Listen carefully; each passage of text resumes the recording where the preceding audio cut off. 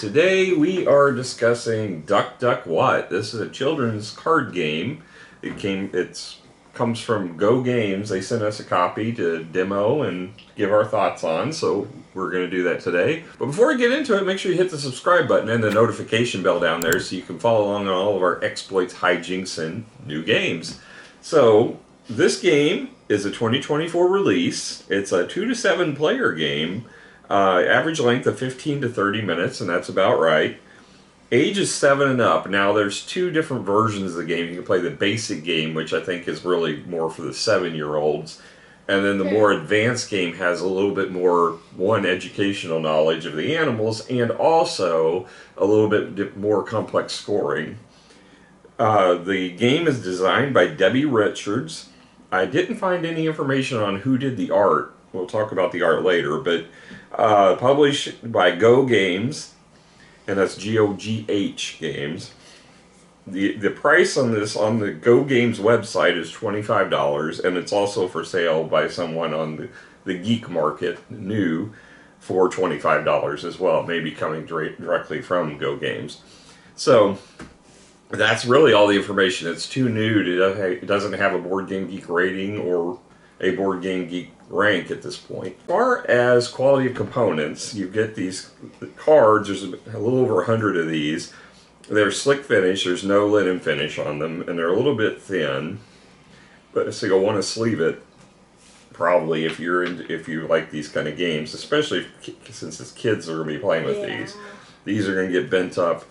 You'll probably want to sleeve this. You also get this nice little carved wooden meeple duck, which is kind of cool. So cute. And you get a pog that's got basically a duck going underneath the water diving, and then you got the post diving where it's no longer on the surface. That pog, you can basically flip it at the beginning of the game, and it will determine, if you're playing the advanced game, the kind of the scoring rules you're going to play. It also serves during the game as a barrier for that duck as he goes around, so he can't go past that, but we'll get into more of that with the gameplay. As far as quality of components, there's nothing outstanding about this as far as quality. I do like the little meeple duck. You don't typically see ducks. So I'll probably give it a 5.5. What do you think, Sarah? Quality, it's nothing special. It's a card, and all hail the amazing duck. Yeah, the amazing duck. Okay. So I think I'm going to give it just a little bit higher. I think I'm going to give it a 6. All right. So talking about the theme on this, so basically it's just like a match game. You're trying to go, you've got a hand of cards and you're trying to match these animals. Now the art on this is really kind of cool. It's like I don't know what you call it, Art Deco, but it's got very few colors, minimalistic colors. But the patterns on them, it really stands out. I love some of these creatures. Like the turtle looks really amazing. I like the tiger. Or the flamingo. Yeah, just the animals are fun to look at. And they also have lots of facts about the animal. It tells you where the animal's located. It tells you their type of habitat. That's all flavor text. It has nothing to do with the gameplay, at least as of current. But it also gives you a water level rating and their basic stats as far as the types of animals they are. Those do have something to do with the gameplay if you play the advanced game, and whether they're omnivores, herbivores, or carnivores. As far as the art, I wish they would have given credit in the stats, because I couldn't find any place who did the art, but it's really cool looking. I'm going to probably give the theme on this, because of the attention to detail for the educational information and the art, I'm probably going to give it a 7. I think it's cute, and like just the cute little animations of the things, and of course the facts, which is actually pretty cool if you play the advanced and it plays into the scoring. So I'm gonna give it. What'd you give it? A 7. 7. I'm gonna give it a 7.5. All right. So moving on to the rule book. So the rule book it's kind of just some folded up piece of paper. It's a 6-fold, not a trifold. I don't really like trifold or folded games. Trifold would be 3. This would be a hexafold, I guess. because it's folded 6 ways. But it's like a small game, so it needs to like fit in tiny Well, yeah, spaces. but you could get a small booklet and put it in there just the Yeah, same. It's you just could, it's probably but- a little more cost to put the staples Yeah, and such, but whatever. We got this. yeah, it works. Yeah. It's got, basically one side is how you play the basic game, and the other side is kind of got the advanced rules for the scoring on it. That makes sense. So, given that, I mean, it's easy to learn. There's nothing complex about it. It does give you a lot of all the information's there. It's just some of them are it's kind of quick, get you through the game rules. And it doesn't always give you good examples for everything, but it's such a simplistic game, you can pretty much infer everything. The goose card was a little bit confusing on how that worked. That was really kind of the most awkward part. Yeah.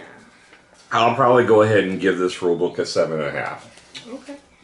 So now moving on to gameplay. Sarah, how does it play? So, you start out with 10 decks. 11 if you count the middle. Yeah, this is called the mushy deck. That's the what they call mushy it. deck. Hey, I'm not going to judge. So you're going to put 10 cards into the mushy deck, and then you're going to make 10 decks around the mushy deck, and you're just going to as evenly as you can, put them on each thing. But you're also going to deal each player a certain number of cards based upon the player count. But for basically 2 to 5, you get 5 cards. Yeah. So I'm gonna start right here. Even if you have two, so the whole thing, you're trying to make pairs. Pairs are the main focus. Yeah. But if you happen to have pairs in your hand when you start the game, you cannot play them immediately. You have to get a card and a card connected. So I'm going to do duck, duck, what? So whenever you stop, you could go duck all the way around. You cannot cross this, though, so you would have to stop here. So you have to do at least 2 ducks. Yeah, at least 2 ducks. I'll try to do it. He wouldn't let me. It's okay. So then I'm going to move this back over here, and then I'm going to see what this card is. A tiger. Do you have a tiger? Do I? I do. All right, she got a pair, so she gets to lay down the card. So now I take my turn from here, and I'm going to go duck, duck, duck, duck, goose. All right, well, what? Sorry, what? I kept calling it match, because I wanted to match. Oh, polar bear. And I have a polar bear. Oh. So, this jumps over to where I stopped. And then it just keeps going. Yep. Now, duck, duck, duck, what?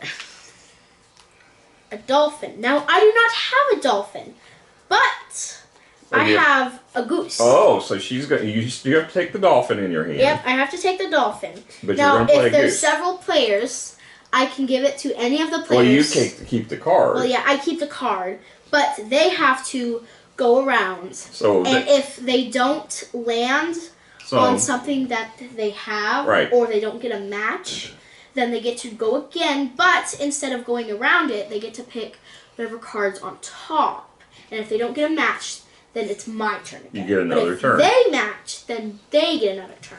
Right. So I'll go duck, duck, what? And see if I get a match. Moray eel. I got a moray eel. Oh, dang it! So I get to go again. So then he gets another turn. Duck, duck, duck, match. What? What? Polar bear. I already got rid of my polar bear. So now I gotta keep. So then it's my turn. And we just kind of keep going and going. So, yeah, you keep going until either somebody is able to clear their hand of cards by playing them all to the table. Or the middle. Or all of these run out. And not all of them run out. Not all of them run out. Anytime one of these run out, you're going to take a card from the middle to replace it. And if you can't ever do that, then the game ends that way, too. Yeah. And whichever match was the last match played is going to affect all the scoring in the advanced game. In the simple game, all you're going to do is count points for the number of matches you have, and 1 point for each goose you've played. And then, whoever wins, wins at that point. But in the advanced game, you're going to take all these facts into effect. So, let's say this moray eel was the last one played. Which it technically was. So if you look down here, it's got water levels from 1 to 9. And then it's got a 10, but the 9 is where it stops. So if we're playing on, when we flip the side at the beginning of the game, this is over. So if it's over, then you're going to get points for everything that is 9 or higher as far as water level in your collection. How does this flip over though? We flip it just like a coin. Oh, I didn't see that one. Yeah, well, that was, you were in the other room. I was doing it.